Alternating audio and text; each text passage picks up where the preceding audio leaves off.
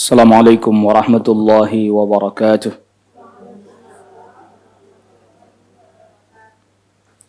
Alhamdulillah hamdan katsiran tayyiban mubarakan fihi kama yuhibbu rabbuna wa yardah.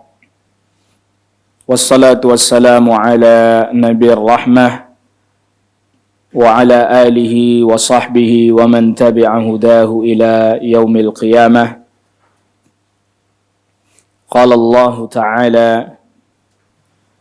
يا أيها الذين آمنوا اتقوا الله حق تقاته ولا تموتن إلا وأنتم مسلمون يا أيها الناس اتقوا ربكم الذي خلقكم من نفس واحدة وخلق منها زوجها وبث منهما رجالا كثيرا ونساء واتقوا الله الذي تساءلون به والأرحام إن الله كان عليكم رقيبا يا أيها الذين آمنوا اتقوا الله وقولوا قولا سديدا يصلح لكم أعمالكم ويغفر لكم ذنوبكم ومن يطع الله ورسوله فقد فاز فوزا عظيما أما بعد معاشر الحاضرات أعزكم الله. Pada kesempatan di pagi hari ini tentu kita selalu menghadirkan rasa syukur kita kepada Allah Subhanahu wa taala, di mana pada pagi hari ini kita masih diberikan oleh Allah Subhanahu wa taala kemampuan untuk bisa menunaikan ibadah ketaatan kepada Allah, dan juga tentunya kita masih diberikan nikmat yang besar, yang paling besar, yaitu nikmat iman dan nikmat Islam. Salawat serta salam semoga selalu terlimpahkan dan tercurahkan kepada Nabi kita, Nabi Muhammad sallallahu alaihi wasallam, kepada keluarga, kepada kerabat, dan juga kepada seluruh sahabat radhiyallahu anhum ajma'in. Ma'asyara al-hadirin wal hadirat, pembahasan kita pada 100 amalan rutin Rasul sallallahu alaihi wasallam. Kita lanjutkan di poin yang ke-58, yaitu memperbanyak membaca Al-Quran. Berdasarkan hadis dari sahabat Abu Umamah Al-Bahili radhiyallahu anhu.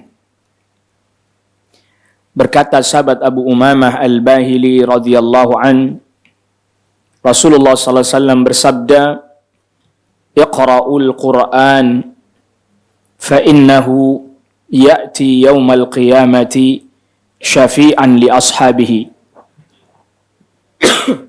Bacalah Al-Quran, sebab dia kelak datang nanti pada hari kiamat memberi syafaat kepada para pembacanya. Ini ada beberapa poin penting yang kita perlu catat. Yang pertama adalah kewajiban kita meyakini bahwa Al-Quran adalah kalamullah, firman Allah Subhanahu wa ta'ala, ya hurufnya, lafaznya, juga maknanya. Ini poin satu ini.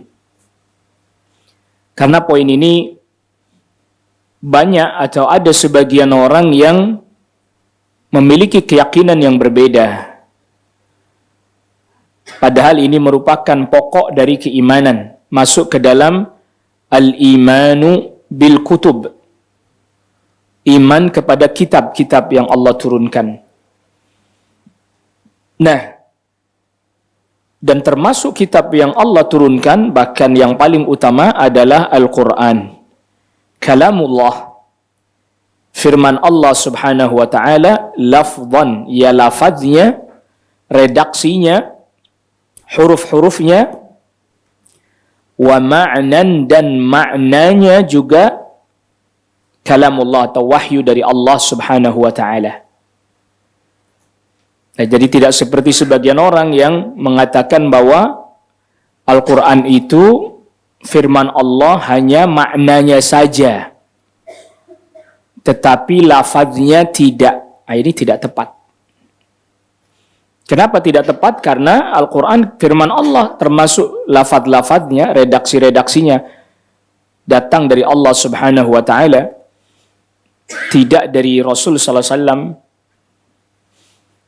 Karena Al-Quran ini adalah kalamullah, maka tatkala lafadznya juga, tatkala kita membaca Al-Quran, maka kita membaca firman Allah, membaca perkataan Allah,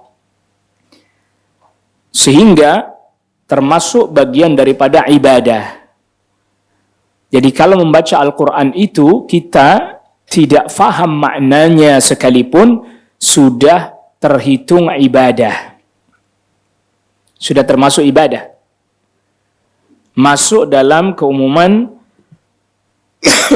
sabda Rasul sallallahu alaihi wasallam, "Man qara'a harfan min kitabillah." Siapa orang yang membaca satu huruf dari kitabullah, dari Al-Quran, kutibat lahu hasanah, dicatat baginya 10 kebaikan dari satu huruf itu. Wal hasanatu, dicatat satu kebaikan, wal hasanatu bi asyri amsalha, dan satu kebaikannya dilipat gandakan menjadi 10 kali lipatnya. Hadis riwayat Al-Imam Tirmidzi dan dihasankan oleh sebagian para ulama. Ya, jadi baca Al-Quran walaupun belum memahami maknanya sudah terhitung sebagai ibadah. Apalagi dia memahami maknanya, apalagi dia berusaha untuk mentadabburi ayat-ayatnya. Jadi dimulai dari membaca lafaznya, lalu kemudian diharapkan dia pun bisa mentadabburi maknanya, memahami isinya, memahami kandungan-kandungannya.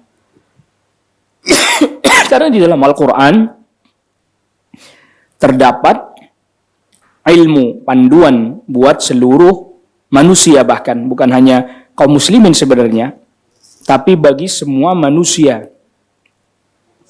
Allah subhanahu wa ta'ala berfirman yang di suratul Baqarah ayat 185, Syahrul Ramadan alladzi unzila fihi al-Qur'an hudan linnas wa bayyinatin minal huda wal furqan. Bulan Ramadan, bulan diturunkannya Al-Quran, hudan linnas, sebagai petunjuk bagi manusia. Lihat itu. Jadi petunjuk kehidupan manusia semuanya ada di dalam Al-Quran. Bukan hanya sekedar membicarakan tentang, tentu membicarakan tentang masalah akidah ya, masalah tauhid ya, masalah iman ya, masalah ibadah ya, tetapi juga membicarakan tentang bagaimana cara hidup manusia yang benar. Semuanya, bukan hanya kaum muslimin sebenarnya. Siapa orang yang mau mempelajarinya, mentadabburinya, maka dia akan bisa mengambil pelajaran darinya. Karena memang setelah orang itu membaca, maka baginya hendaklah dia meningkatkan ilmunya, bukan hanya sekedar membaca, tapi dia memahami isinya dan kandungannya. Kitabun anzalnahu ilaika mubarakun liyadabbaru ayatihi wa liyatadzakkara ulul albab. Surah Sad ayat ke-29. Al-Quran adalah kitab yang kami turunkan kepadamu, kepada Nabi sallallahu alaihi wasallam, dipenuhi dengan keberkahan agar mereka mentadabburi ayatnya dan orang-orang yang berakal bisa mengambil pelajaran darinya, mengambil pelajaran dari Al-Quran. 29. Ya, ini yang pertama tentang secara global tentang Al-Quran, bahwa isinya betul-betul petunjuk bagi manusia, dan bagi siapa yang mentadabburinya, mengamalkannya, maka dia akan mendapatkan banyak sekali hal-hal yang berharga pada Al-Quran.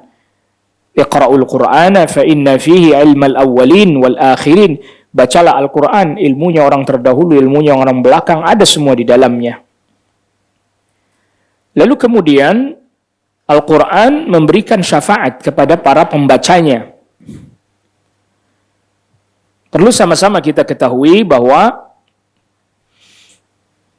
syafaat itu mutlak milik Allah Subhanahu wa ta'ala. Maka tidak ada yang bisa memberikan syafaat kecuali dengan izin Allah. Sebagaimana yang disebutkan di dalam ayatul kursi.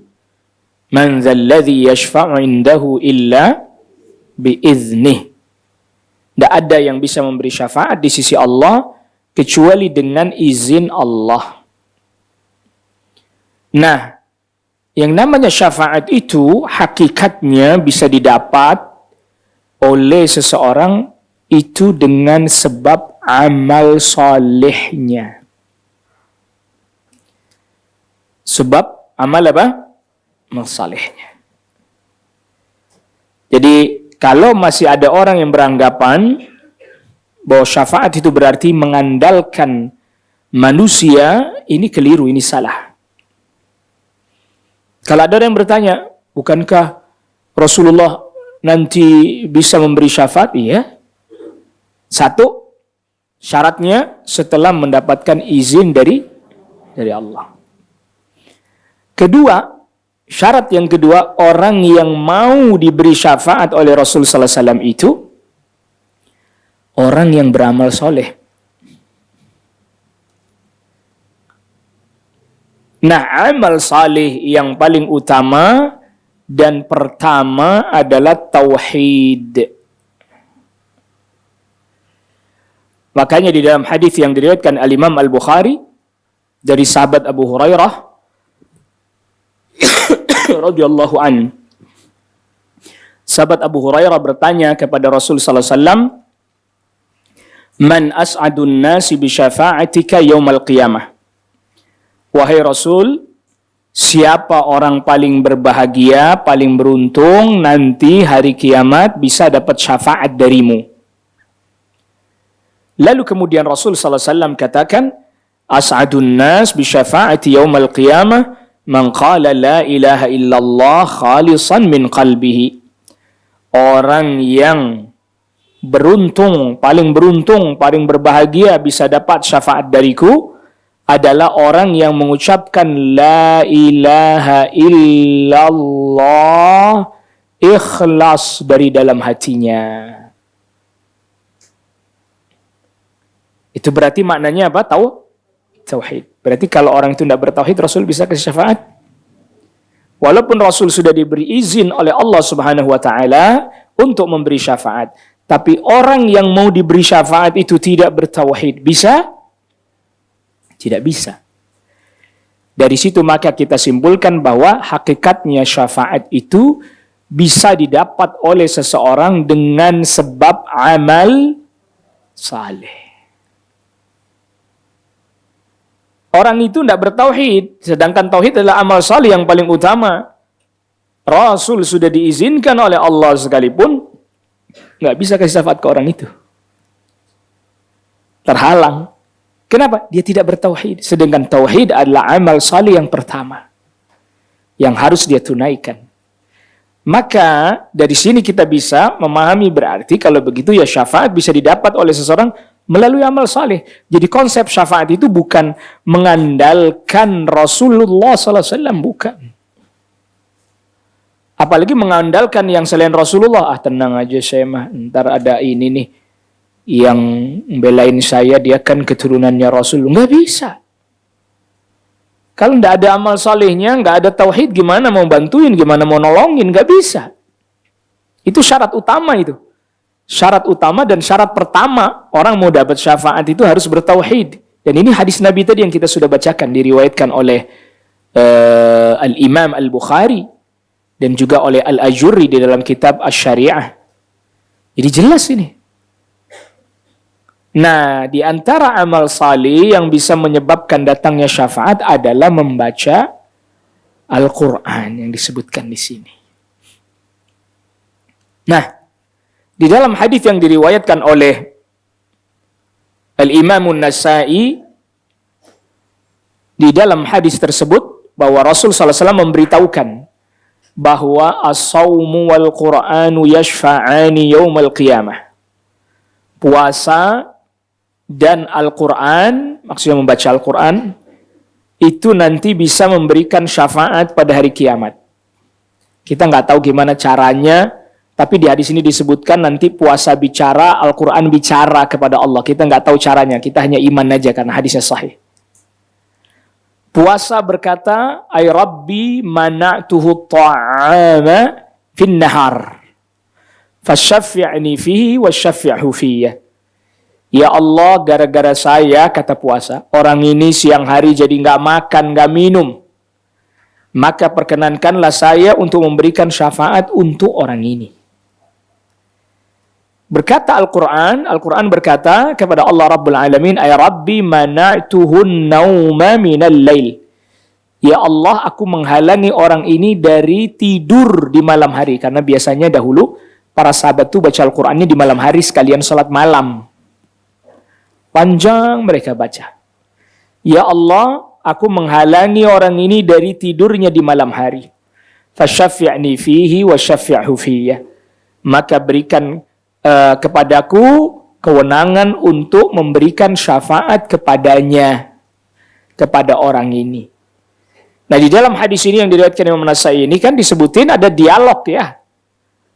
Puasa berbicara kepada Allah, Al-Quran berbicara kepada Allah. Kalau kita ditanya gimana cara bicaranya, kita nggak tahu. Wallahu a'lam. Loh, bukankah puasa itu kan amalan, artinya sesuatu yang abstrak begitu ya? Gimana kok dia bisa bicara? Wallahu a'lam, kita nggak tahu gimana caranya dia bicara. Al-Quran bisa bicara, gimana caranya bicara kepada Allah? Kita nggak tahu gimana caranya dia bicara. Kewajiban kita iman, hadisnya sahih. Adapun kaifiyat, bagaimana tata caranya, kita tidak diberitahu. Seperti juga misalnya ketika tangan kita bicara, kaki kita bicara nanti di hadapan Allah Rabbul Alamin. Al-yawma nakhtimu ala afwahihim wa tukallimuna aydihim wa tashhadu arjuluhum bima kanu yaksibun. Pada hari itu mulut ditutup kunci, tangan bicara, kaki bersaksi terhadap apa yang mereka perbuat. Gimana cara bicara tangan? Ada mulutnya di sini gitu.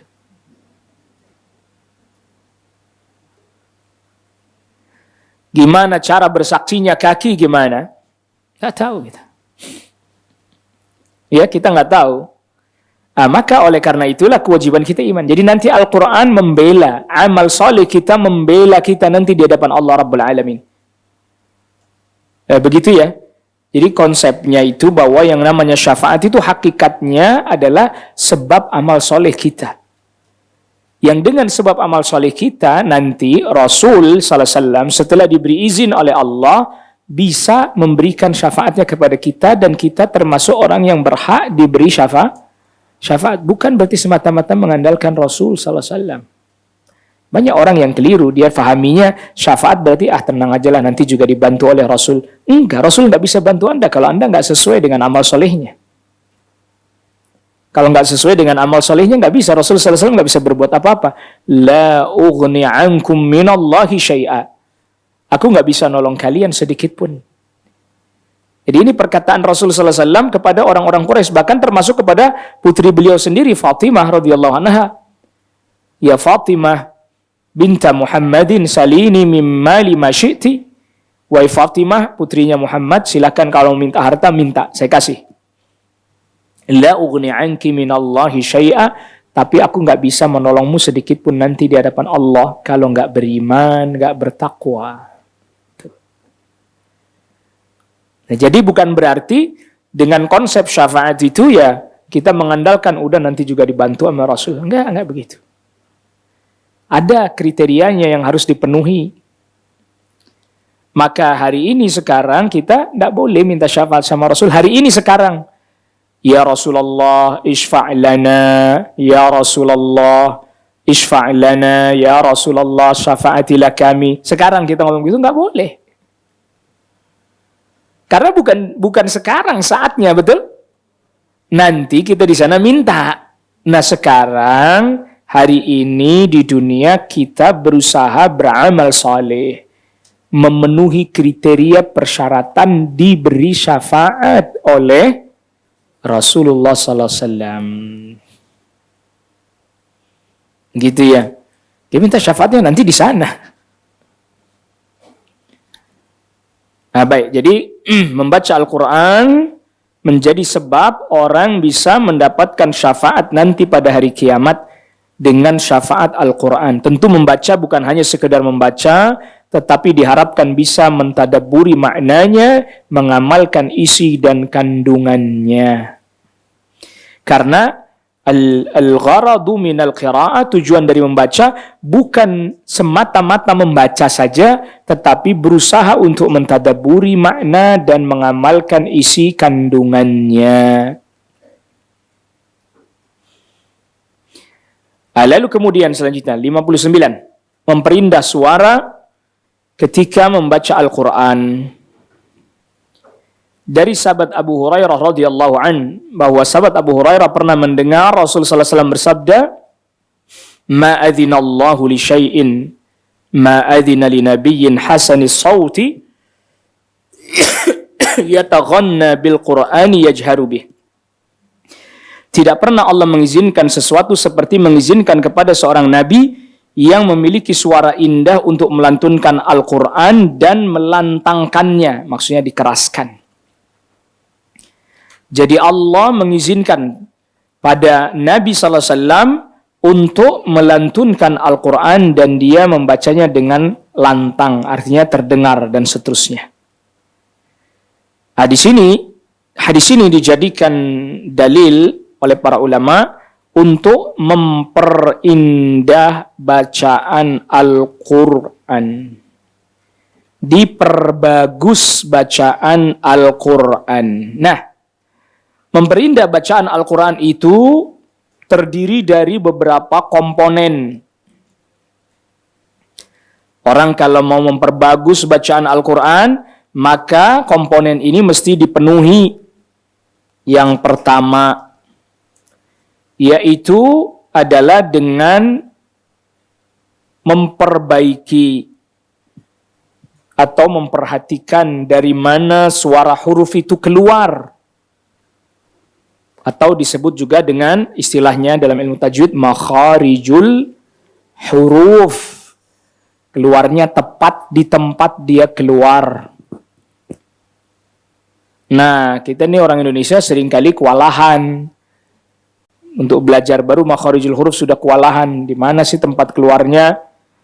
Disuruhnya di tenggorokan, kita taruhnya di hidung. Kha.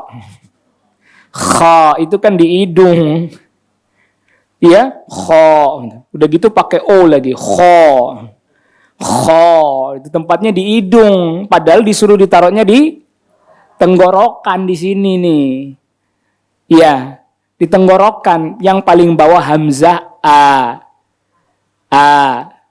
Di paling bawah nih, kerasanya getarnya di paling bawah a itu. Lalu naik lagi a itu. Lalu kemudian kha di situ tempatnya, jadi bacanya bukan kho, ini tetap mangap kha. Kedengerannya a tapi ada o-nya karena pangkal lidahnya naik. Tuh kan? Kha bukan kho. Ini bentuk mulutnya ini kan kho, salah. Kha. Itu tempat keluarnya huruf, makanya ada Dulu itu ada belajar Al-Quran tuh ada gambar kayak lidah sama gigi gitu ya. Zaman saya anak-anak pakainya kaidah Baghdadiyah, turutan. Anak-anak zaman saya malah dihitungin giginya, gigi. Itu benar itu, Bu. Zaman saya ngaji Al-Quran dulu gitu, dihitungin malah gigi. Bukannya dipelajari, oh ini tempatnya termasuk yang kedua kita lihat. Sifatul huruf. Kalau tadi yang pertama apa? Makharijul huruf, tempat keluarnya huruf, apa di tenggorokan, apa di bibir, itu kan, ba. Yang kedua adalah sifatnya, sifat huruf. Sifatnya kudu tepat, ada kahab, sifat hamas, ka. Kaf tuh, ka. Tuh ada itunya dikit, ka tuh. Bukan ka. Kakak, bukan. Tapi kakak. Itu huruf kaf. Loh iya itu. Iya ka. Ada aknya dikit. Makanya kalau azan Allahu ak, itu harus ditahan, jangan dibelokin. Kalau dibelokin atau digoyangin pasti kedengaran jadi ake. Itu. Allah, karena dia nggak tahan, dia lepasin lagi, jadi kedengarannya kayak mantur dan kedengaran Allahu ake, gitu jadinya kedengaran ditahan Allahu akbar. Bukan dilepas lagi, kalau dilepas lagi kedengarannya Allahu ake, gitu. Ada dengan Allahu akbar, gitu jadinya kan. Itu dipantulan namanya. Padahal dia ditahan, lalu ada keluar angin sedikit, namanya hams, ta. Bukan ta. Alif bata. Ta. Aduh. Makanya saya enggak mau, Bu, jadi guru tahsin, saya enggak mau. Bukan gitu, muridnya banyak yang kapok. Kagak lulus sama ustadz katanya. Makanya saya enggak mau jadi guru tahsin, enggak mau, udah biarin kasih yang lain aja ini. Kenapa? Muridnya kapok. 3 kali ngaji enggak datang lagi. Kenapa? Salam lulu katanya. Iya, makanya jangan saya suruh jadi guru tahsin, jangan, yang lain aja biarin ini. Ya, memang ini kan bukan bahasa kita ya. Hurufnya ini bukan huruf-huruf kita kan, bukan A, B, C, D, bukan. Iya, nggak sama. B sama ba itu beda, karena ba itu ada kol-kolannya, betul nggak? Ab. Iya, kalau B kan ab, gitu doang. Mantab. Itu B itu. Tapi kalau Arab mantabe, ada B-nya.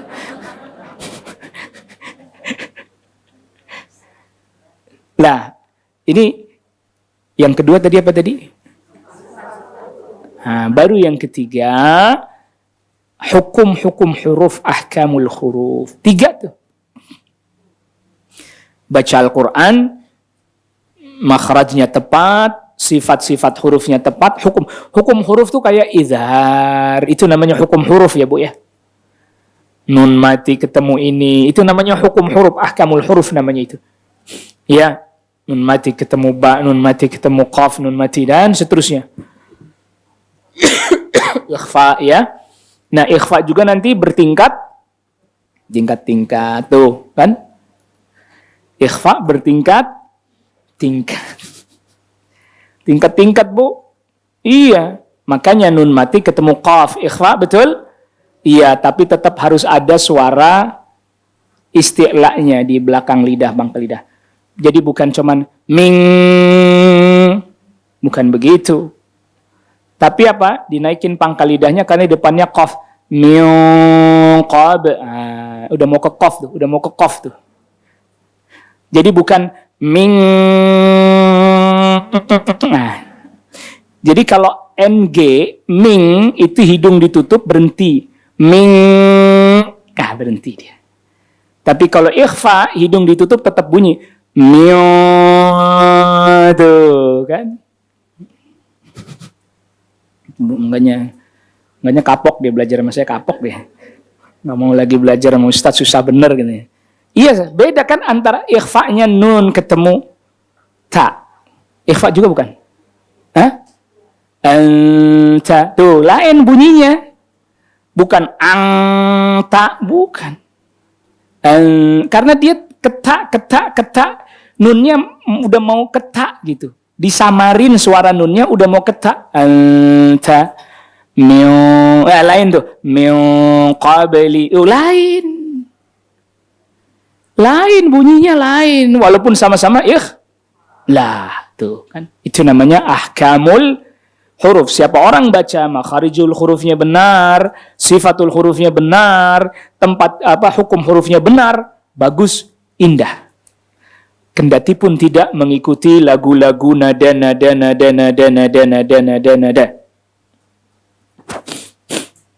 Jelas sampai di sini, Bu?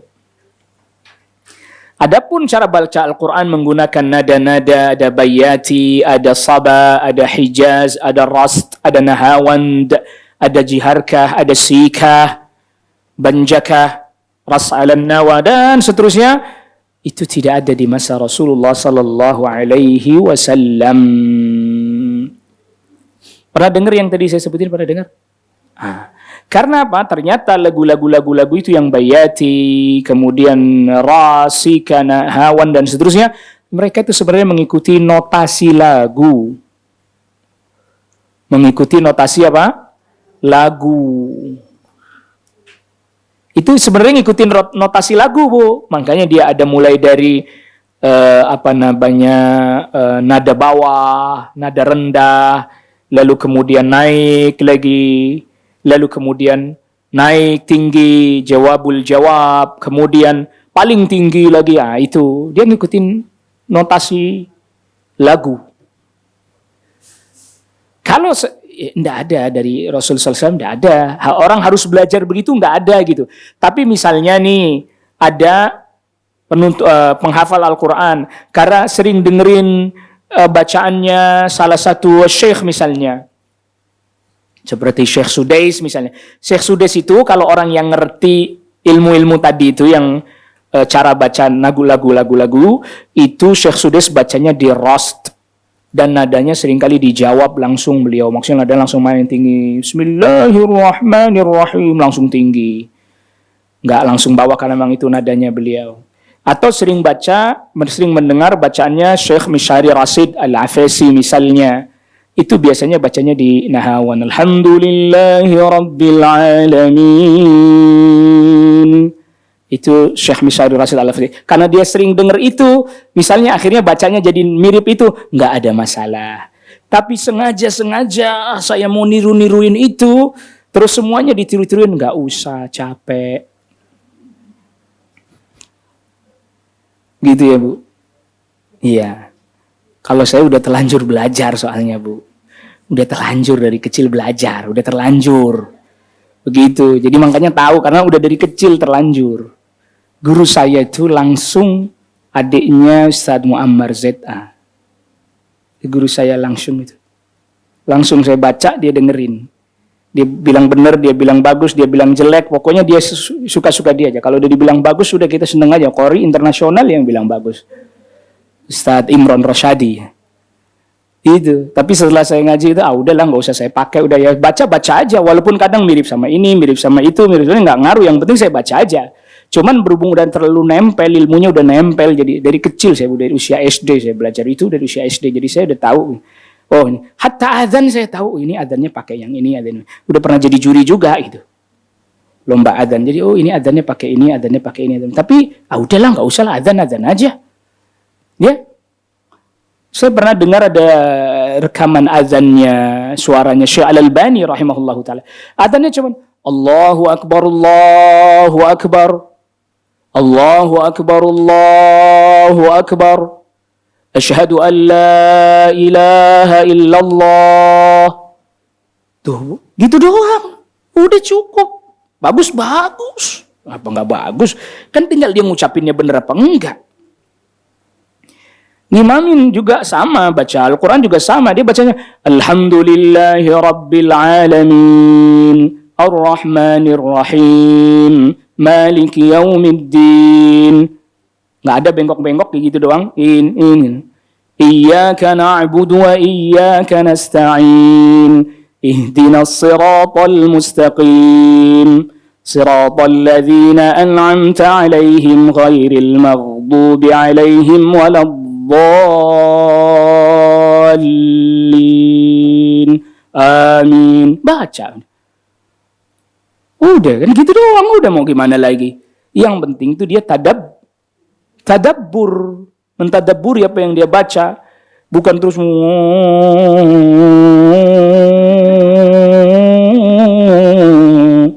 kan kadang azan begitu ya Bu ya. Panjang begitu. Oh itu saya udah pernah pada fase itu, saya bisa 10 menit sendiri saya azan panjangnya Bu. 10 menit durasi azannya. Dikomplain sama orang, kenapa? Kapan sholatnya nih katanya. Azannya aja 10 menit, kapan sholatnya katanya. Kepanjangan lah katanya gitu. Iya, jadi ya tadi makanya saya bilang kok saya tahu persis detail-detail karena dari kecil Bu saya belajar itu dari kecil, terus udah ngerti, udah ini oh udahlah nggak usah lagi. Dia baca Al-Quran itu. Dan kebanyakan kita nih belajar tahsin, tajwid dulu cuman hanya sibuk pada ahkamul huruf. Yaitu tadi yang ikhfa, iqlab, dan seterusnya. Hanya sibuk di situ. Giliran yang sifatul huruf nggak dapet. Iya kan? Makharijul hurufnya kadang nggak tepat. Gitu. Iya. Dulu di sekitaran Jakarta Utara tuh, guru-guru ngaji yang bukan sedang membicarakan etnis tertentu, bukan ya, lagi menceritakan di saat itu. Itu Bu, kalau ngajarin ngaji, mesti dia huruf zalnya jadi zal. Allazina. Ya ayyuhallazina amanu. Itu. Dulu tuh, saya ingat bapak saya itu. Udah kagak usah ngaji di luar tuh. Kenapa? Baca allazina aja kagak bener, baca allazina dibaca allazina sama dia. Udah jangan-jangan gitu. Jadi, cara baca dianggap benar padahal keliru misalnya kan begitu. Mestinya dia baca allazi itu. Allazi juga nggak usah tebel-tebel, allazi nggak usah, itu ketebelan itu. Allazina entengnya nah Al-Quran itu Bu, pertemuan antara ini rahasia yang jarang orang yang memperhatikannya. Pertemuan antara satu huruf dengan huruf yang lain itu kan menghasilkan bunyi-bunyian kan. Kayak tadi misalnya ada izhar, ada ikhfa yang bunyi-bunyiannya berbeda, bunyinya berbeda. Itu dalam ilmu fonetik namanya. Atau ilmu aswat, ilmu suara, fonetik namanya. Bunyi-bunyian itu sudah indah. Jadi pertemuan satu huruf dengan huruf yang lain, kemudian ada yang dipantul, kemudian ada yang dihamas, dan seterusnya. Itu bunyi-bunyi itu, suara-suara itu sudah indah. Aslinya sudah indah. Jadi kita baca enggak pakai bayati, ros, segala macam. Udah indah, sudah indah itu. Asal dibaca tepat tadi.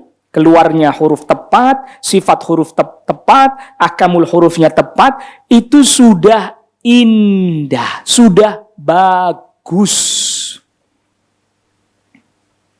Ini yang harus kita pahami. Jadi itu sudah memberikan sesuatu yang bagus untuk diri kita ketika kita mendengarnya. Suara doang. Apalagi kemudian disertai dengan penghayatan, dengan tadabbur dan seterusnya. Jadi keindahannya itu bukan pada nada-nada yang dibawakan oleh sang pembaca, bukan. Karena itu masing-masing beda-beda, Bu, beda-beda. Nggak sama satu dengan yang lain. Nada-nadanya bisa jadi sama nadanya, tapi kok tetap ya ngedengernya beda. Pengaruhnya beda, taksirnya berbeda, dampaknya berbeda. Jadi jangan disamakan antara Al-Quran dengan nada-nada notasi do, re, mi, fa, sol, la, si, do. Nggak sama deh. Do, si, la, sol, fa, mi, re, do. Ya sama. Nggak sama. Memang dia keluar dari tenggorokan tapi mengikuti aturan yang dimana aturan itu ya memang pasti aturannya orang Arab karena hurufnya orang punyanya orang Arab. Kalimatnya, kata-katanya punya orang Arab. Makanya kalau kemudian dia terpaku pada nada, lalu kemudian dipindahin nadanya ke nada Jawa, pasti nggak pas jadinya. Ini Al-Quran apa bukan? Alhamdulillahi Rabbil Alamin. Hah? Apa ini? Ya, pasti enggak pas. Kenapa? Ya memang tesnya orang Arab dengan tesnya selain Arab sama beda, Bu? Beda. Nah, sahabat Abu Musa al-Asy'ari itu orang Yaman, Bu. Beliau orang Yaman dan memang cara bacanya orang Yaman tuh agak mirip-mirip seperti bacaannya. Ada yang mengatakan mirip-mirip seperti bacaannya orang-orang Ajam atau Jiharkah nada-nadanya. Begitu. Tapi saya juga nggak pelajarin detail, tapi baca-baca aja. Maka jadi indah, bagus, sesuai dengan lahjah kearapannya. Abu Musa al-Asy'ari kan orang Yaman, lahjah orang Arab Yaman di masa itu dia baca bagus, indah. Karena tadi sifatnya pas, hurufnya tepat, hukumnya tepat, keluar hurufnya tepat, ditambah lagi yang membacanya mengerti dan faham isinya, faham maknanya. Ketika dia baca tentang ayat azab, dia menangis. Misalnya nadanya jadi lirih, sedih. Misalnya. Ketika baca ayat-ayat tentang surga, dia kelihatan bersemangat. Gitu. Berharap. Nah, itu kan mempengaruhi itu. Jadi di sini yang perlu diluruskan, karena banyak yang salah memahami, memperindah bacaan Al-Quran itu adalah dengan tadi 3 poin yang kita sebutkan. Makharijul hurufnya pas, sifat hurufnya benar, hukum hurufnya tepat. Jadi bukan lantas memperindah bacaan itu sibuk mempelajari lagunya. Karena terkadang dia lagunya bagus pas giliran ayat yang dibaca, misalnya ayat tentang azab, kan mestinya dia sedih, tapi jadi enggak gitu. Ayatnya tentang neraka, tentang azab, kan mestinya sedih tentang hari kiamat. Tapi sama dia malah dibikin lenggak. Kan jadi nggak pas. Al-Haqqah, itu dia. Saya dengerin. Ya, kok dia lenggak-lenggok begitu? Emang nggak tahu kalau Al-Haqqah itu bicara tentang kiamat, ya kan? Iya. Mestinya dia nadanya yang sedih. Bukan nada yang Nah, itu dia itu. Nah, disitulah makanya pentingnya orang baca Al-Quran, dia baca. Jadi kalau tahu dia bacanya tartil, tidak pakai nada itu. Jadi kalau di Indonesia itu ada istilah, kalau baca Al-Quran yang biasa, kayak orang imamin salat itu namanya murattal. Kalau bacanya seperti para qari di MTQ itu namanya mujawwad. Istilah yang dipakai. Lalu kemudian ada lagi tempo. Tempo itu kecepatan. Tempo orang baca Al-Quran. Ada yang bacanya temponya cepat. Nggak masalah. Yang penting tetap dijaga itu semua. Ya, temponya agak cepat tapi tetap dijaga. Nah, memang ada nanti misalnya di sebagian tata cara baca Al-Quran, itu ada yang memang mad jaiz munfasil. Mad jaiz munfasilnya dibaca cuma 2 harakat. Ada yang begitu. Ya, itu tariknya Thayyibatun Nasyar. Jadi baca Al-Quran juga ada riwayatnya, Bu. Tapi ibu-ibu nggak tahu juga nggak masalah. Orang Indonesia itu baca Al-Quran menurut qiraahnya Al-Imam Asim. Imam Asim Al-Kufi. Riwayatnya Hafs. Nah, gitu tuh. Jadi imam qiraahnya Asim, riwayatnya Hafs. Kemudian tariknya di bawahnya lagi jalurnya Syatibiyah. Ada jalur lain namanya Thayyibatun Nasyar. Itu bacanya agak. Jadi mad jaiz munfasilnya cuma 2, diambilnya 2 aja. Biasanya Imam Masjidil Haram kalau lagi ngimamin Ramadan bacanya mad jaiz munfasilnya dibikin jadi 2 semua. Yang mad wajib aja yang agak panjang. Jadi kalau imamin tarawih agak cepat bacanya kan? Agak cepat bacanya sehingga kemudian yang mad jaiz dibacanya cuma 2. Nggak sampai 4, nggak sampai 2. Ini kayak mad tabi'i biasa saja. Nah, itu ilmu qiraahnya ada. Jadi ilmu cara baca Al-Quran berdasarkan riwayat, termasuk riwayatnya Hafiz, qiraahnya Asim Al-Kufi, kalau mau ikut ilmu riwayat ya. Terkadang kan imam tergantung kuat apa enggak. Itu enggak boleh berhenti pada siratal ladzina an'amta alaihim. Enggak boleh berhenti di sini. Harus terus sampai habis. Ya, ihdinas siratal mustaqim. Siratal ladzina an'amta alaihim ghairil maghdubi alaihim waladdallin. Harus nyambung, nggak boleh di tengah berhenti. Kalau mengikuti ilmu qiraat dan riwayatnya begitu. Tapi kadang kan nggak semua orang nafasnya panjang.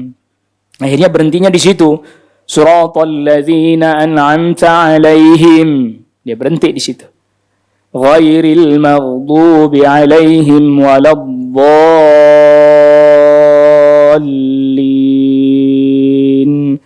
Amin. Amin itu yang panjang minnya, A-nya cuma 2. Amin.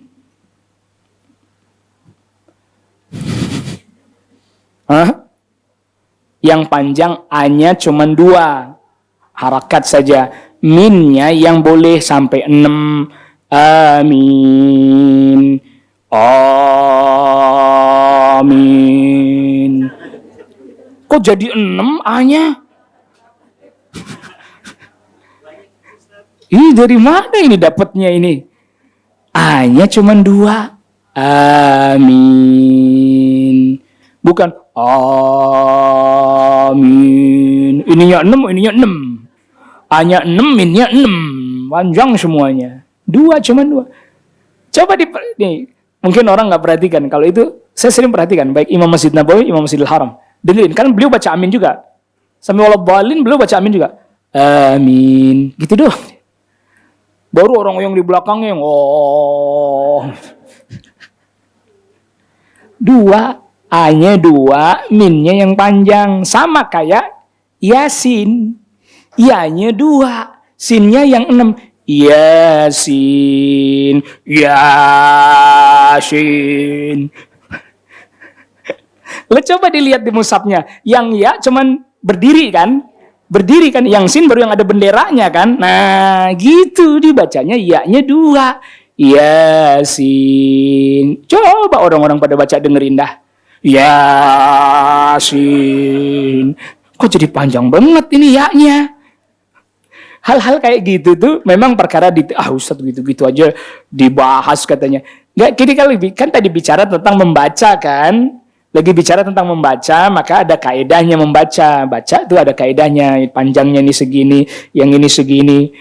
Jangan terus kemudian karena kebawa kebiasaan tadi kan? Amin, A-nya panjang banget. Tuh panjang bener. Padahal A-nya amin. Tuh. Yang belakang amin. Malah ada lagi yang A-nya yang panjang banget, min-nya pendek.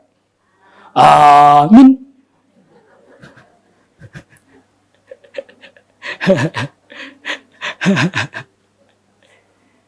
Ya, jadi makna memperindah bacaan Al-Quran itu bukan dengan dilagu-lagukan, dengan di variasi-variasi ini, diganti variasi-variasi itu. Memang enak didengar telinga ya, benar ya. Enak didengar telinga karena telinga kita tuh lebih mementingkan nadanya. Jadi telinga kita ngerasa enak dengar begitu.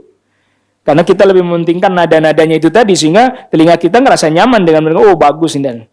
Tapi bagi orang yang mengerti, belum tentu itu bagus dan benar. Ya, makanya tadi kalau mau ngimamin, ya baca-baca aja udah. Terserah nanti keluarnya bunyinya kayak bagaimana, nadanya kayak apa, baca aja. Yang penting tadi, yang 3 poin tadi tepat. Sudah itu selesai. Gitu, maka tadi saya udah nyampaikan begini karena saya sudah pernah pada fase itu sebelumnya. Belajar ini, belajar begitu, belajar begini, nada begini, nada begitu. Sehingga kita jadi tahu, oh ini orang ngimamin pakai nada ini. Tapi orang itu belum tentu tahu, karena bisa jadi karena dia cuma ngikutin gurunya misalnya. Ngikutin bacaan gurunya, boleh. Atau dia ngikutin bacaan murattal yang sering dia dengar berulang-ulang. Gitu. Nah itu terserah aja, nggak apa-apa.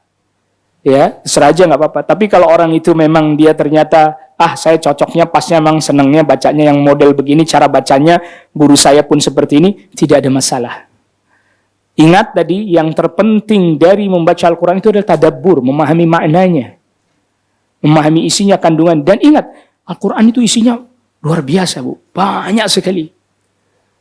Banyak sekali. Jadi bahkan sampai semua teori-teori yang dimunculkan oleh orang kafir, itu dia diakui atau tidak, itu datang dari orang Islam, datang dari Al-Quran.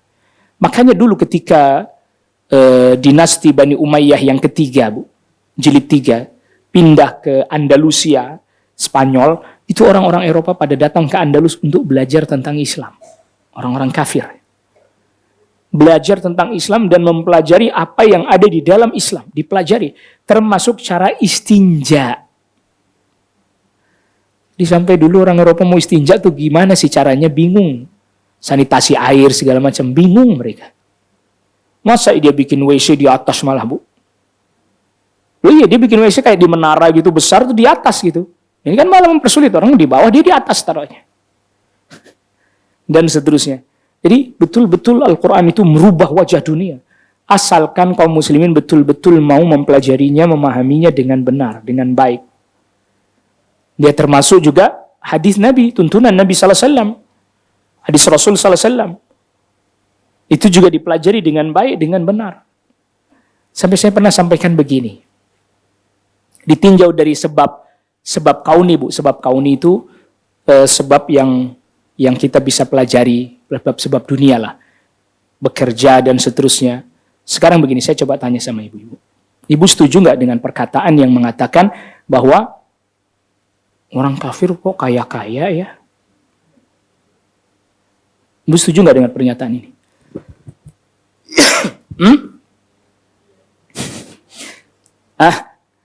Setuju nggak dengan pernyataan ini? Pertanyaannya sederhana, Bu. 1, pernah nggak ada penelitian data, kuantitatif aja, yang menunjukkan akan hal ini? Belum kan? Belum. Kenapa kita percaya dengan stigma ini?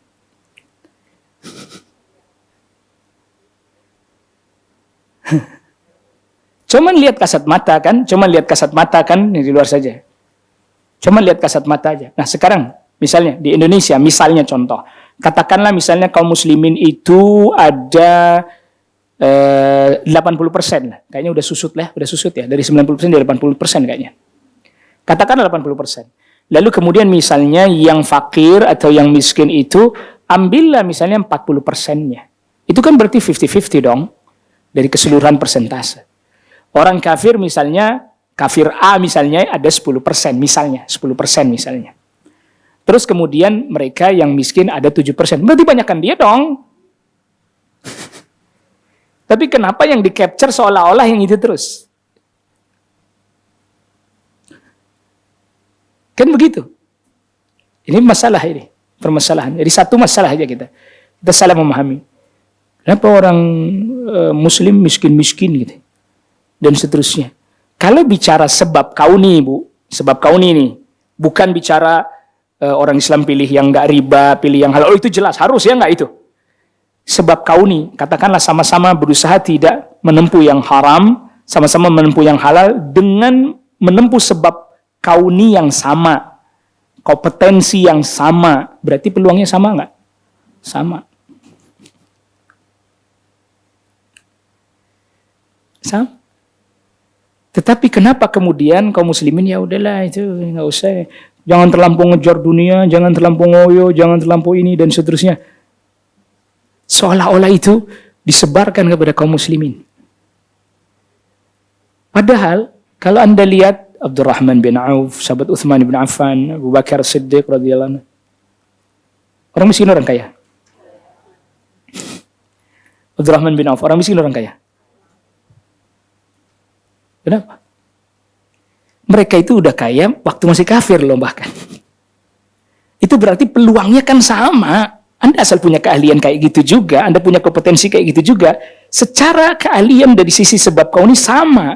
Bahkan muslim mestinya lebih unggul. Kenapa? Dia beribadah kepada Allah, dia taat kepada Allah. Maka kekayaannya bukan jadi tujuan, hanya sebagai sarana. Itu bedanya antara yang ini dengan yang ini. Tetapi, ini saya kasih tahu. Pada era-era imperialisme barat, penjajahan, pemikiran-pemikiran seperti ini disebarkan ke negeri-negeri jajahan yang termasuk negeri muslim, agar mereka tetap dalam keadaan ketertinggalan dan keterbelakangan. Udahlah, nggak usah ngejar dunia, nggak usah kaya-kaya, nggak usah lah begini.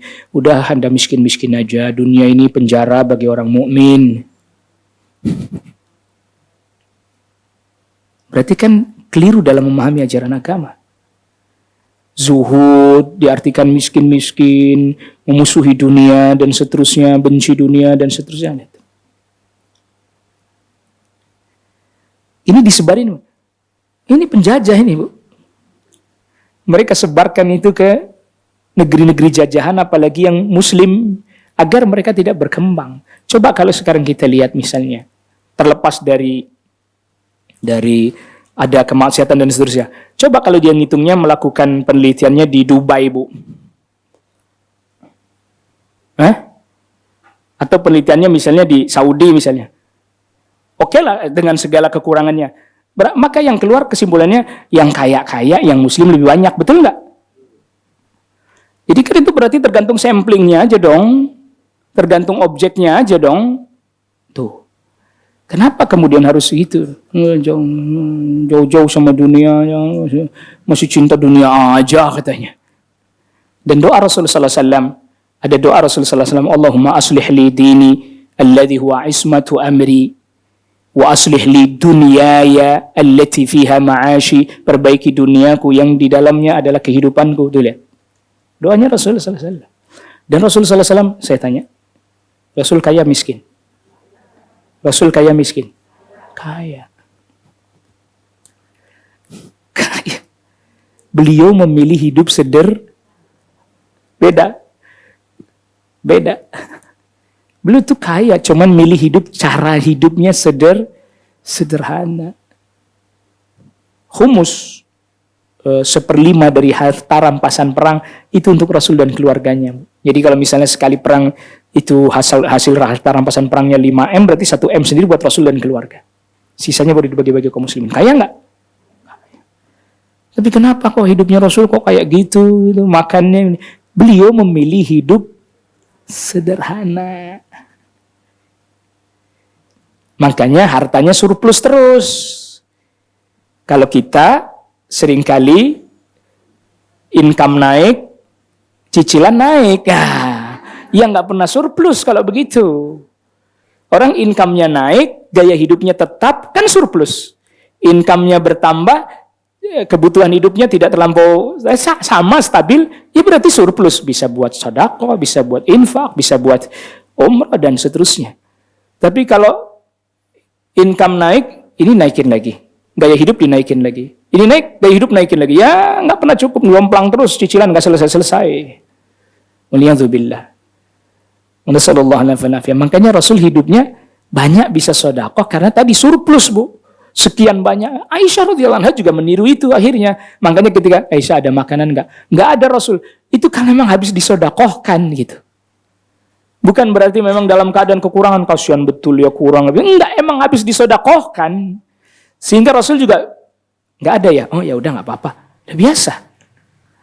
Sudah biasa menjalani kehidupan seperti itu, udah biasa gitu. Nggak aneh baginya, fasilitas sederhana dan seterusnya, nggak aneh baginya.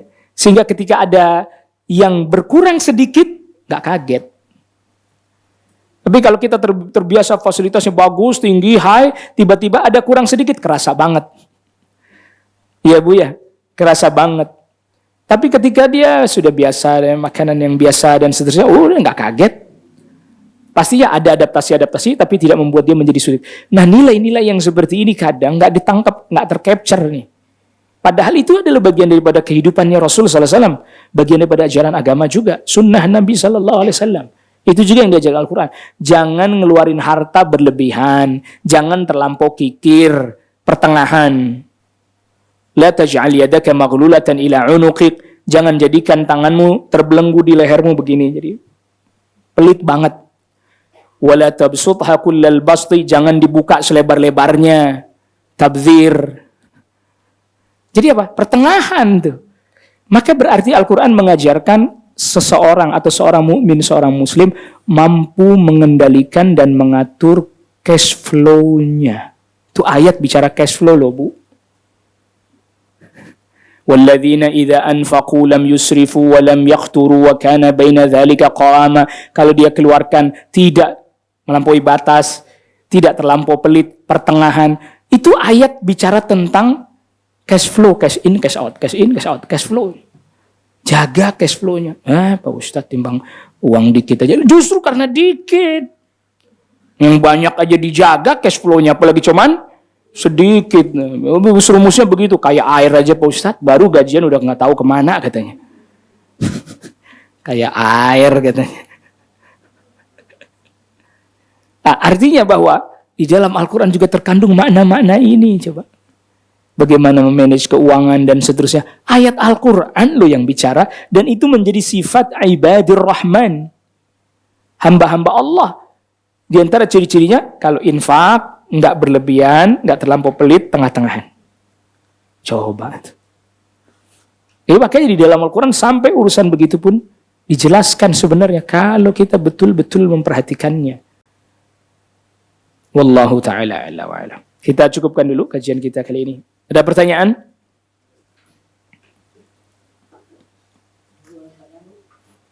Silakan Ibu-ibu.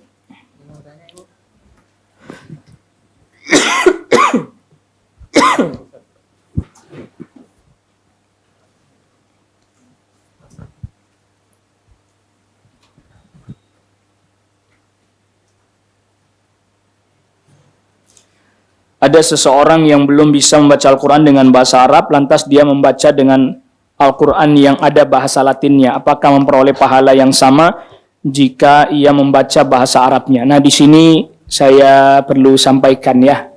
Ya tentu kalau mengikuti kaidahnya fuqaha ma la yudraku kullu la yutraku kullu. Kalau belum bisa diraih seluruhnya jangan ditinggalin semuanya. Tapi Bu, baca Al-Quran yang Latinnya itu lebih susah, Bu.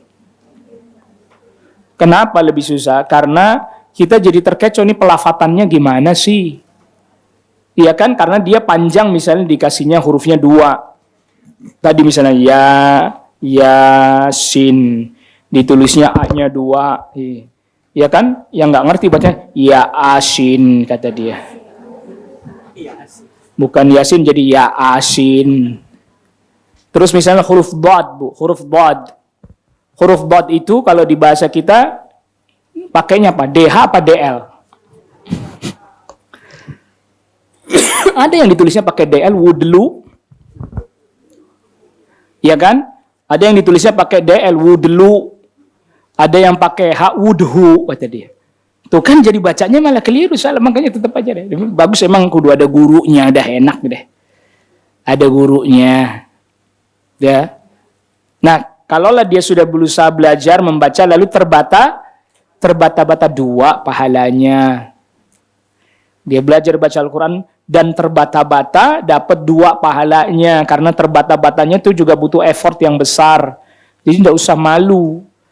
Maklum aja karena lidah kita kan lidah orang sini, Bu ya. Susah ngerubahnya. Ntar udah bener pertemuan selanjutnya balik lagi. Jadi begini, Bu, setiap anggota tubuh kita tuh punya memori. Are you thinking what I'm thinking? Apakah Anda berpikir yang sama dengan saya? Ada memorinya, Bu. Lidah kita punya memori pengucapan. Nah, itu benerin itu kan nggak gampang. Ngapus yang lama, masukin yang baru. Makanya aktivitas kita, kalau udah terbiasa, Ibu mesti spontan deh melakukan hal itu semua dari jam sekian begini-gini. Kenapa? Itu ada memorinya di badan kita tuh ada memorinya dia. Makanya orang yang rajin ibadah dan seterusnya, dia udah punya memori kayak ibaratnya ini kalau istilahnya anak-anak nge-gym muscle memory, Bu. memori yang ada pada otot. Dia udah pernah dilatih, udah lama enggak, latihan beberapa kali lagi, kembali lagi memorinya. Sama kita juga begitu. Salat, itu tubuh kita punya memori itu. Sehingga kelihatannya lentur, kelihatannya bagus, nggak kaku, karena memorinya sudah nempel. Begitu juga lidah kita ada memorinya. Memori apa ya tadi? Memori cara bacanya yang dulu diajarin. Ya memang nggak mudah ya namanya ngilangin memori lama lalu dimasukkan yang baru, butuh waktu, butuh proses. Tapi ya bersabar. Belum lagi faktor usia misalnya ya Bu ya.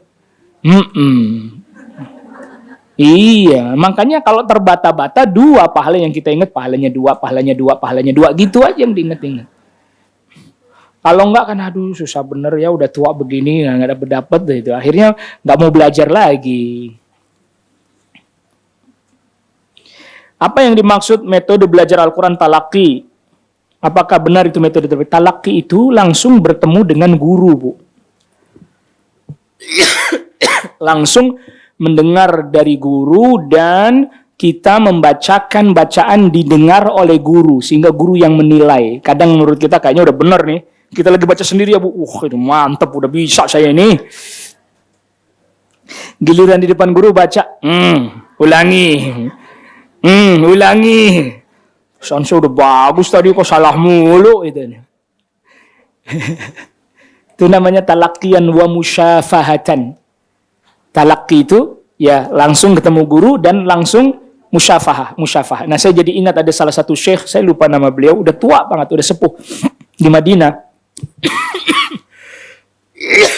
Beliau itu ya kayak biasalah kalau ibu-ibu lihat atau yang pernah umrah lihat, kan ada yang belajar tahsin ya.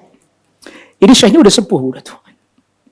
Saya datangi, ya syekh, boleh nggak saya setoran suratul Fatihah? Ya, baca. Itu biasanya orang tuh kan ngeliatin begini ya Bu ya. Kita baca tuh mulut kita diliatin. Itu enggak. Syekh cuman begini, malah miringin badannya gini. Jadi telinganya yang dikesinin ke saya itu.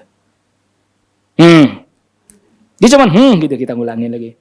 Kita ngulangin lagi. Udah enggak berarti terus gitu. Bayangin Bu, cuman dengan dengar suara aja dia tahu itu benar salah, enggak ngeliat mulut dia. Dia enggak lihat mulut. Kalau kan dilihat mulut, salah nih katanya.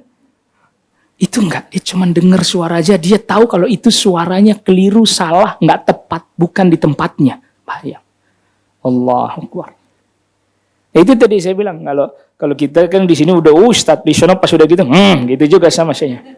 Gitu kita ulangin lagi. Pokoknya kita udah paham gitu metodenya. Kalau dia nggak perlu ulangi, nggak perlu cepat. Kita ulangin lagi. Kita ulangin lagi. Sampai udah 3 kali dia nggak kita berhenti, nggak berarti kita lanjut. Iya, jadi kita lanjut. Gitu Bu. Iya, sampai seperti itu. Dan ya itulah belajar. Namanya lidah itu. Lidahnya orang Indonesia ya kan. Gitu, ngucapinnya sering kagak pas-pas, sering kagak fase-fase ya, memang harus belajarnya lama. Yang dari kecil aja masih meleset-meleset, dari kecil padahal belajarnya dari kecil. Gitu. Jadi talaki langsung. Tapi pernah ada nih cerita menarik. Kan sekarang ada juga metode setoran Al-Quran online, Bu. Itu ada satu syekh, saya juga lagi tidak teringat nama beliau. Itu beliau menerima talaki dari muridnya di Indonesia lewat online. Bacalah. Tiba-tiba syekh, coba berhenti dulu. Suruh berhenti dulu dia baca. Tutup mushaf kamu. Langsung bilang begitu, Bu. Ternyata dia, mungkin kamera di sini kan, kali nggak kelihatan mushaf di sini gitu ya. Itu syekhnya langsung tutup mushafnya. Langsung begitu. Beliau tuh sampai tahu orang baca dari mushaf dengan orang baca dari hafalan. Itu sampai bisa tahu. Walaupun nggak ngelihat langsung. Dia dengerin, berhenti, tutup mushafnya. Langsung bilang begitu. Karena ternyata emang benar, Bu. Beda, Bu, orang baca dari hafalan. Karena orang baca dari hafalan itu kadang dia wakofnya kan sekenanya aja. Namanya dari hafalannya, wakofnya sekenanya, ntar dia mundur lagi. Tapi kalau dari mushaf kadang wakofnya ngikutin yang di situ, Bu. Jadi kelihatan banget hati-hatinya malahan. Jadi kalau dari hafalan kan kadang wakaf nggak berhenti gitu ya. Ini kok hati-hati banget gitu. Terus berhentinya kok pas-pas sama. Dan syekhnya kan hafal Al-Quran, mungkin juga hafal titik-titik tanda-tanda wakaf dan tempat-tempatnya kan. Pas giliran tutup mushafnya. Bener dia tutup. Padahal saya nggak lihat. Allahu Akbar. Maka itu juga hari ini kalau yang online ini termasuk talaki juga. Kalau memang, tapi kan itu tadi semangatnya beda kalau langsung ya di depan guru. Bagaimana hukum menjadikan Al-Quran sebagai lomba? Apakah qori yang membaca Al-Quran dengan suara yang bagus tapi untuk mendapatkan hadiah bukan karena Allah termasuk kategori dia? Ini ada fatwa dari para ulama di Saudi. Jadi lomba itu adalah merupakan salah satu sarana memotivasi agar supaya orang itu mau belajar Al-Quran dengan baik atau membacanya dengan baik. Di awal mula niatnya dia karena dunia dan seterusnya, hampir semua orang akan pernah mengalami hal itu, Bu. Sama seperti ketika anak-anak, kalau kamu puasanya 1 bulan full, ayah beliin sepeda. Pasti dia motivasinya awal mulanya karena sepeda kan. Tapi lama-kelamaan dia akhirnya kemudian jadi faham. Ya, dilombain aja orang masih pada males belajar. Pakai nggak dilombain, tambah hilang ntar. Iya Bu, belajar Quran susah katanya. Susah. Padahal Bu, gampang. Pertama yang harus dilakukan gampang. Gitu terus saja. Kita motivasi diri kita mudah gitu. Ntar jadi lama-lama bisa. Bagaimana bacaan Al-Quran dari yang berbeda-beda, misalkan Sunda, sebagian susah mengucapkan huruf F. Pak, apakah itu udzur? Ya dicoba dulu lah, dilatih dulu. Kalau itu saya jelas pernah ngajar, Bu. Iya, Bu. Ya, kalau sudah ibu-ibu, ya gimana? Kadang hari ini kita benerin, bener, Bu.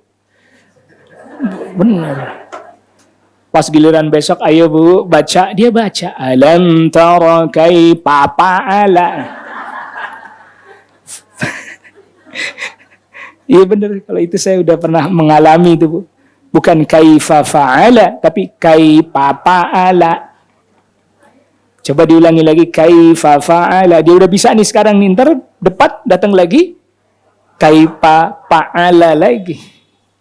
Ya sabar, memang kudu sabar, terus dilatih terus, nggak apa-apa. Iya. Itu sama tadi, Bu.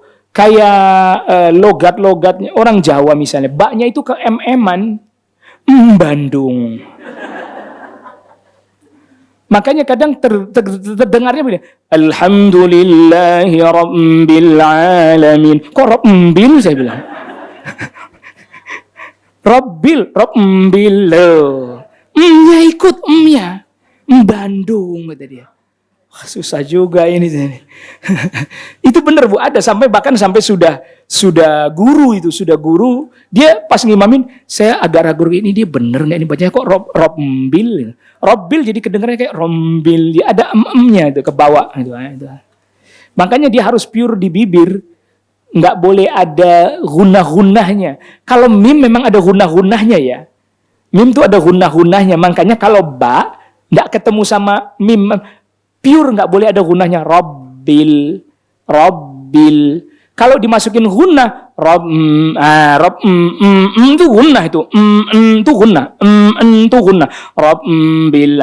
Itu alhamdulillahi rabbil. Kok rabbil? Kalau berdoa habis sholat, apa nih? Yang diduluin doa kita sendiri atau orang tua yang sudah wafat? Doa itu Bu, yang dituntunkan oleh Al-Quran, ya, bahkan oleh Rasulullah SAW, mesti kita duluan Bu. Bahkan Nabi Ibrahim, Rabbana ufirli wali walidayya. Duluan dong, ampunin saya duluan dong. Walil mu'minina yawma yaqumul hisab. Kita duluan kan? Kita duluan. Dan dahulukan doa mohon ampunan.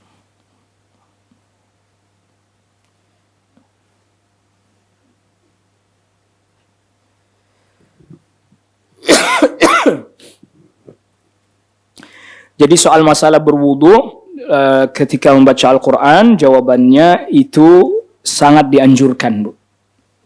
Sebagian para ulama mewajibkannya. Sangat dianjurkan dalam keadaan suci, yaitu berwudu.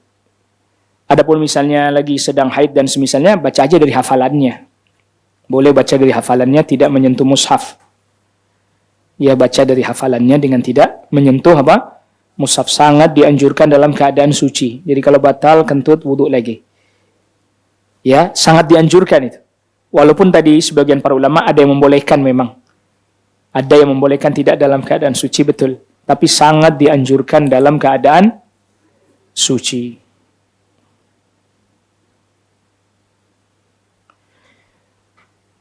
Anak saya usia SD, akhirnya nggak mau belajar ngaji sebab kata dia diulang-ulang terus atau salah terus, kata guru ngajinya. Jadi dia kecil hati, sebenarnya metode apa yang terbaik untuk anak belajar Al-Quran? Kan sekarang sudah banyak, Bu. Metode baca Al-Quran yang dia dibikin kayak buku, simple-simple, sedikit-sedikit. Kalau dulu ya kayak metode Iqra misalnya, lalu kemudian, kan dia sedikit-sedikit, jadi nggak langsung rangkaian kalimat panjang kan. Sekarang ada metode Syafi'i, macam-macam lah. Terus ada lagi, saya lupa ada juga, yang itu jadi biar dia gampang, dia mudah. Satu kata pendek, diulang lagi, nanti lanjutnya lagi satu kata pendek gitu. Karena kalau yang di Al-Quran kan mungkin langsung panjang ya, maksudnya langsung kalimat panjang, apalagi misalnya diambilkan dari yang suratul Baqarah kan yang panjang. Akhirnya dia nggak mau belajar. Atau begini, metode kedua, guru baca, dia tirukan. Guru baca, dia apa? Tirukan. Udah itu paling enak. Ntar soal dia untuk belajar membaca hurufnya, nggak apa-apa dia belajar lagi dari yang bawah. Tapi kalau untuk misalnya hafalannya, guru membaca, dia menirukan. Guru membaca, dia menirukan. Guru membaca, dia menirukan. Begitu. Kalau dulu kan orang-orang dulu, mereka nggak baca tulis, Bu. Jadi memang betul-betul, maksudnya nggak menulis gini ya. Jadi benar-benar hanya menghafal saja. Tapi kalau sekarang kan dituntut anak itu bisa membaca sendiri kan. Jadi nanti belajar juga dia membacanya. Pakai Iqra nggak apa-apa ya. Hafalannya dia dengerin gurunya. Makanya kalau gurunya bacaannya tepat, dia jadi tepat. Dia jadi tepat. Tapi kalau gurunya bacaannya keliru, yang nempel pertama kali ya itu yang keliru. Ya itu namanya juga talaqi itu begitu. Gurunya bacakan, dia yang menirukan. Jadi udah nggak usah lagi dia suruh baca sendiri. Gurunya baca. Satu ayat, baca. Satu ayat, dia baca. Gitu. Wallahu alam. Wa sallallahu ala nabiyina Muhammadin wa alihi wa sahbihi. Wa sallama tasliman katsira. Subhanakallahumma bihamdik. Asyhadu an la ilaha illa anta astaghfiruka wa atubu ilaik. Assalamualaikum warahmatullahi wabarakatuh. Dukung Al-Hujjah untuk punya tempat dakwah. Salurkan wakaf lahan melalui Bank Syariah Indonesia. Nomor rekening 7796001377 atas nama Al-Hujjah Dakwah Islamiyah dengan memberikan kode 300 di belakangnya. Contoh, Rp 10.300.000, syukron, wa jazakumullah khair.